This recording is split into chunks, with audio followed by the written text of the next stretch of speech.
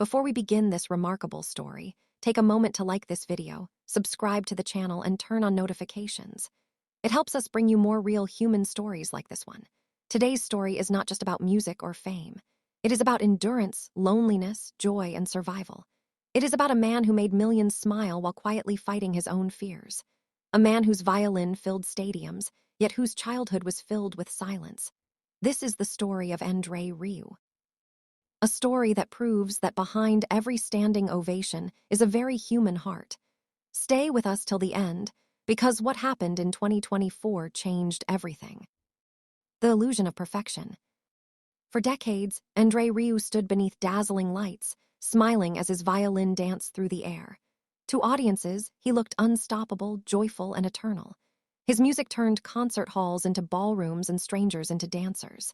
Yet behind that glow lived a man shaped by hardship and fear. A man who had learned early that applause could disappear at any moment. Music was not just his career. It was his refuge, his shield, and his identity. And when that identity was threatened, the silence became terrifying. In 2024, that silence arrived without warning. A childhood without warmth.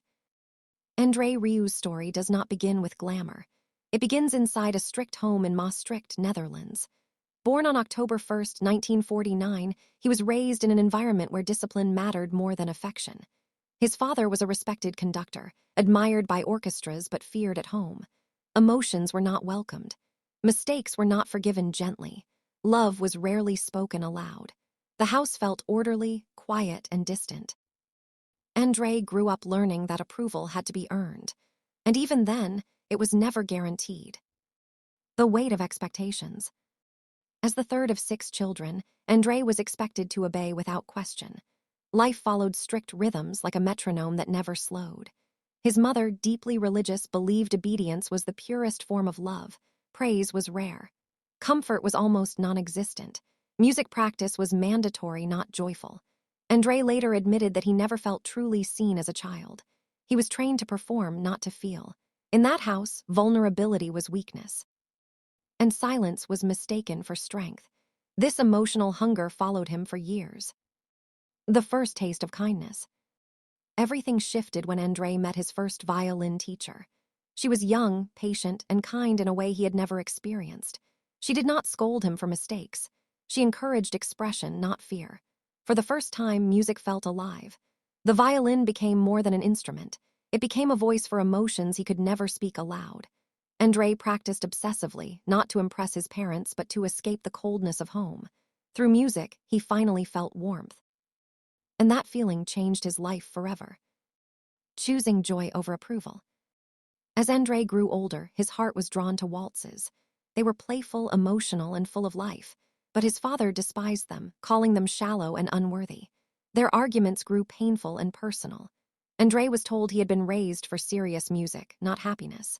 Those words cut deeply. Yet instead of surrendering, André chose rebellion through melody. Every waltz he played became an act of defiance. He refused to believe that joy was something to be ashamed of. Music to him was meant to be felt. Walking away from home. In the late 1960s, André met Marjorie, the woman who would change everything. She was warm, intelligent, and emotionally present. When he introduced her to his family, the reaction was harsh and humiliating. His mother dismissed her without kindness. That night, André made a decision that would define his future. He packed his belongings and left home for good. He never returned. With Marjorie, he built a life rooted in love, not fear. His parents never attended his concerts. The distance became permanent, turning pain into purpose. That emotional emptiness never fully disappeared, but André transformed it into something powerful. The love he never received, he poured into his music. Every smile in the audience mattered. Every dance in the aisles healed a part of his past. Music became his way of giving back what he was denied. He wasn't chasing fame. He was chasing connection. And slowly, people began to feel it. They didn't just listen to his music. They felt understood by it. André Rieu was no longer just performing. He was sharing his soul. A risk no one believed in. In 1978, André made a risky decision. He left stable orchestras to form his own small ensemble. There was no money, no guarantee, and a newborn at home. They performed wherever they could, often barely covering expenses. Critics dismissed them. Venues were modest, but André felt free. For the first time, the music reflected who he truly was. His wife quietly managed everything behind the scenes. When doubt crept in, she reminded him to believe in himself. That belief would change history. In 1988, André founded the Johann Strauss Orchestra. It was small, colorful, and unapologetically joyful. Traditional critics mocked it, calling it unserious. But audiences reacted differently. They laughed, cried, and danced. The music broke barriers between stage and seats. André realized he had found his purpose. He wasn't reviving classical music. He was reimagining it. Joy became the message. Connection became the goal. And slowly the world began to notice. In 1995, André performed during halftime at the UEFA Champions League final in Vienna. Thousands of football fans watched in disbelief as a classical waltz filled the stadium. Millions saw it live on television. Something extraordinary happened. Classical music reached people who had never welcomed it before. Soon after, his album soared to the top of charts worldwide. André Rieu became a global phenomenon. He wasn't just successful. He was redefining entertainment itself. Despite massive success, the classical establishment continued to criticize him. They accused him of cheapening music. André ignored them. He focused on the audience. He believed music belonged to everyone, not just elites. His concerts became celebrations, not ceremonies. Stadiums filled. Records broke. Yet behind the applause, André carried exhaustion. The pace never slowed. The pressure never eased. And his body was quietly paying the price. In 2010, André was struck by a devastating illness. A viral infection destroyed his balance. He could barely stand. Tours were canceled. The fear of never performing again consumed him. For months, he lay helpless. A fan's letter offering recovery exercises became his lifeline. Slowly, painfully, he recovered. But he was never the same. The fear remained. Every performance became a risk. The joy was still there, but now it carried anxiety. In 2016, tragedy struck again. A close friend and orchestra member died suddenly during tour. André canceled shows and grieved deeply. The orchestra felt incomplete. Music stopped feeling effortless. When André returned to the stage, something had shifted.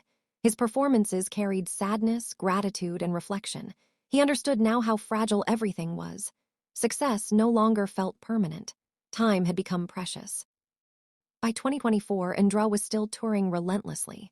During a run of concerts in Mexico City, his body finally gave in. Exhausted, feverish, and dizzy, he collapsed backstage. Tours were canceled. Thousands of tickets were refunded. For the first time in over 50 years, André stopped. He returned home shaken. The illusion of invincibility was gone. Silence returned. And this time it demanded answers. His son Pierre stepped in and restructured everything. Fewer shows, more rest, strict limits. André resisted at first. Slowing down felt like losing himself. But eventually he listened. Health came first. Survival mattered more than applause. He learned to surrender control. The man who once lived through motion learned the value of stillness. It was not easy, but it was necessary.